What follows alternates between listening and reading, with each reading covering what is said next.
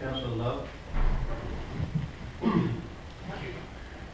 Thank you very much, Leader. And can I start by saying that the summary that Mr. Chambers has presented about the feedback so far, and I recognise that this is something which is continuing at the moment, but so far certainly seems to accord with the experience that I had at the consultation event on Friday, both in terms of which end would be preferable for the new swimming pool, where there seem to be well-argued views pointing to both ends, and also, incidentally, to the discussion that we were actually having about a year ago about the principle of putting Hyde's new swimming pool on the Prince's Parade site.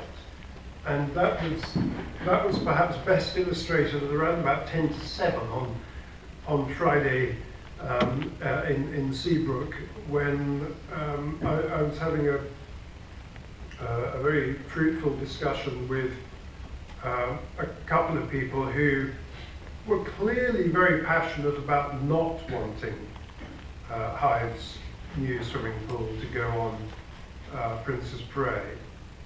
And that prompted two other people to move fairly rapidly across the room to join in the conversation, explaining why it was so important that we do seize the initiative of getting a new swimming pool. And there was a debate that continued probably for about 20 minutes, I think, because I think it overran the time that the caretaker was trying to come in to close the exhibition hall, between two groups of residents who were equally passionate and equally put their cases, I felt, extremely well. I certainly found it a very instructive experience. But I think it does illustrate the issues that this cabinet took on board last July. I think it was the 23rd of July meeting when we agreed to proceed to the stage that we're at today. And there are very passionately held views on both sides. And I think one of the things that the consultation event last week illustrated to me was that there isn't necessarily a shared understanding of just where we are in the process. I know that there was one gentleman in particular who said to me that suddenly the discussion was around whether the pool should be at the western end or the eastern end, and he asked me if he missed something. And I suppose the straight answer is, well, perhaps he did. Because there was full coverage of where we were last year, and I remember actually being quoted during the cabinet debate, or after the cabinet debate, being quoted in the Herald for the comments that I made, which were that I felt there was a way of taking on board much of the feedback that we had from the 2012-2013 consultation about people very much wanting a new swimming pool. That was the single most popular issue that people had fed into that. About wanting to protect open space at Prince's Parade, about wanting to ensure that this wasn't the thin end of the wedge and there wasn't suddenly going to be lots of flats on Prince's Parade. And I said at the time in that debate that I thought there was a way of achieving probably 90% of those objectives and putting them together into into something which provides a swimming pool, but which also protects open space. And certainly I feel that the outline that we're working along today does just that.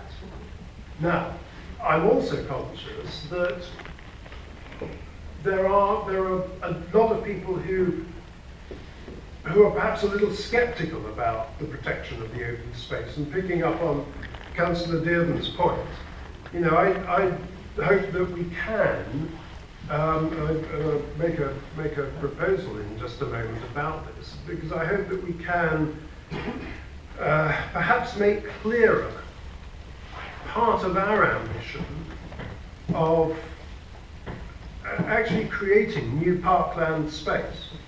And this is, you know, there isn't parkland space there at the moment. There's a former landfill site with at least 2 lots of dredgings from the canal on top of it, and it's not the most attractive site. It is, on the face of it, it looks like a wild space.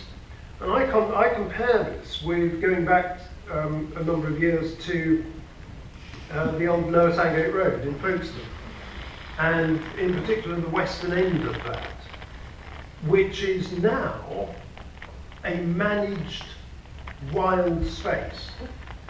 It's not a formal garden, and that equally I think would be out of place on Princess Parade.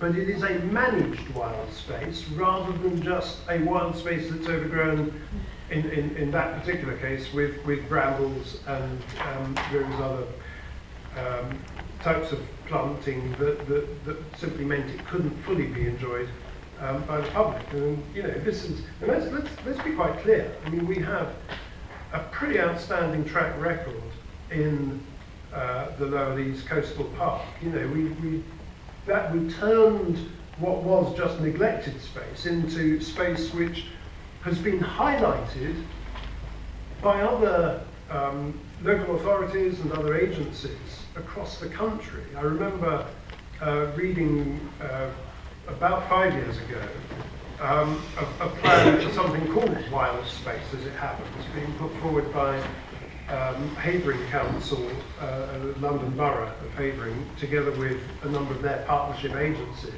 that actually highlighted Shepway's coastal park as being the kind of model that they aspire to. And so I think we have a track record there. We have a track record in the upgrading of the Royal Military Canal. Again, going back a few years, the central Hythe section of the Royal Military Canal really is a pretty outstanding public space now. And I think it's sad that the eastern end of the Royal Military Canal falls well short of the sort of quality that we have in the centre. I think there were a number of issues that came out from the consultation, and some of them needed teasing out, because I think the fact that we didn't have a sort of shared understanding of where we are in the process meant that some of the issues were quite difficult to get to. But I was struck by one lady, for instance, who was talking to me, and I'm sorry to sort of go on a little bit about this, but I think these individual points are quite important. And there's one lady who spoke to me who's,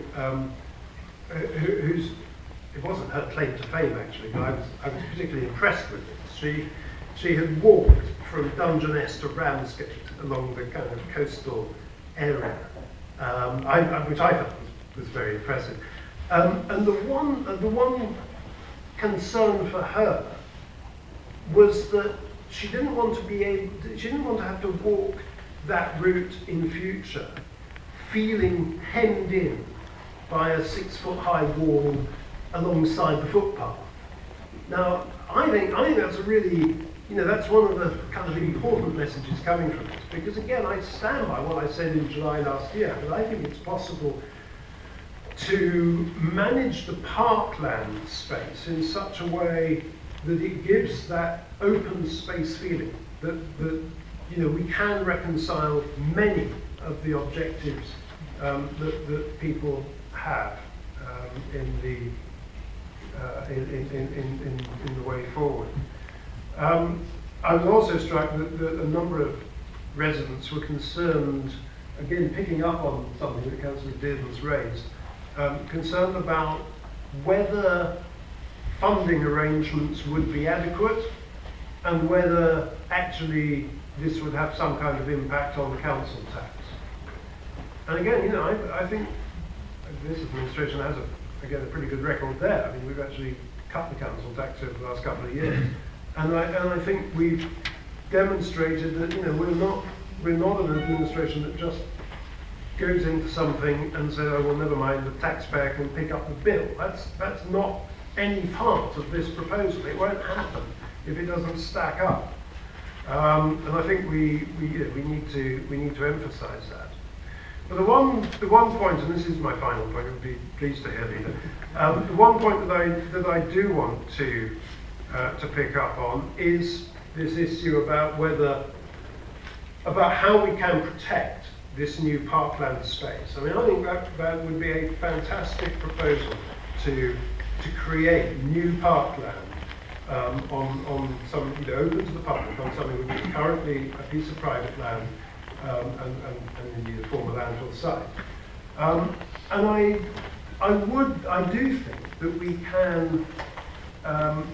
can give further assurance, and I think we can make clearer our ambition to protect that parkland. And I would like to propose that we add in the recommendations at number 4. That we add a further recommendation, further resolution, 4D, which would come in as 4D. That, and the wording would be that at the appropriate time, a legally binding covenant be drawn up to protect the proposed parkland and open space from any future development proposals not directly related to the site's leisure and educational objectives. You know, I think we are able at this stage to signal our intent that we do not want to see housing or blocks of flats outside of the proposals that are in front of us built on that site. And again, you know, we've actually got quite a good track record here. I mean, I speak as the person who blocked, by a number of measures, the proposal for blocks of flats on Folkestone seafront when they were put forward. So I'm not proposing anything, you know, radically different from that. But I think we do. Not only do we want to show our own ambition to create new parkland space, but we also want to give tougher reassurances that that's what we have in mind here. Now, the reason I talk about being related to the leisure or educational facilities, you know, I mean, what I don't want to find is that we put some covenant on, which means that if the school comes along at a future stage and says, we'd like to put some solar panels on the roof to help our energy costs, you know, that we suddenly fall foul of a covenant that we just put in place. I think it's got to be very directly related though, and certainly I would not wish to see housing. And you know, and frankly, and people raised this with me on Friday as well about the golf course. You know, there are planning protections in place on that land at the moment, and frankly, any change of the status there would have to get past quite a number of us who I think would, certainly I can speak for myself, would be gravely concerned to see blocks of flats being proposed for any other part of the seafront area. I think we do value the open space, and I think what I would like to see is the opportunity for the leisure centre, which Hyde needs, and indeed the whole district needs. And I share Councillor Dearden's view that, you know, sticking it 2 miles out down on a busy road to the west was not the smartest proposal.